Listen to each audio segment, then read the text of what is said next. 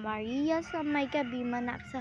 Tapos yung pamangkin ko guys, alam nyo guys, naaano nyo ba to? Guys, naaano nyo ba to? Malamang may kilala kayo na pamangkin ko. Malamang nandyan ako.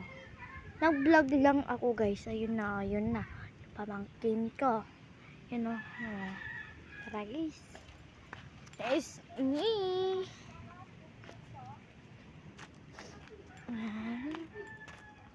Punta na tayo sa ano guys. Tinatawag na tayo ng pamangkin ko. Yan guys. Ayun na yung pamangkin ko. Yan. Tinatawag niya ako kasi ewan ko, magpapabideo daw siya guys. Hello guys, magpapabideo pala yung pamangkin ko. Yan. Saan? Yan. Saan? Hey guys, nandito na ako. Yung pamangkin ko guys, kanina nagpapideo siya. Tapos kaya tinatawag niya ako. Doon sa bubon yan. Yan guys, madaming manok. Yan. Ito yung K9 guys. Cheese. Si cheese guys. Cute, cute. This is K9 guys. Yan. Dami dito manok. Ay, yung bahay namin. Yan. Guys, may mga ano kami dito. Anong tawag dyan ba yan natin ngayon? Kasi ito si ano yan ako.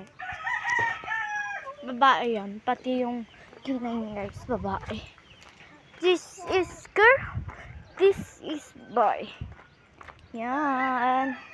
This is pamangkin. Wait guys. Tara na. Tara dito. Ay mama ha. Kagagula dito guys. Mama. Yan guys. Yan. Punta na tayo dito. Yan. This is my guys, madaming mango dito. May mango. Apple, may mango. Ano guys? Mga mango dito. Ayun o. Yung nandito guys, mango apple yan. Yan. Baba tayo. Ayok doon kasi mababa. Yan. Nandiyan na yung pamangkin ko guys. Yan. Dito muna ako. Yan. Yan po. Ang dami nagsasabi guys na pupunta daw ako doon. Pero, dami din nagsasabi na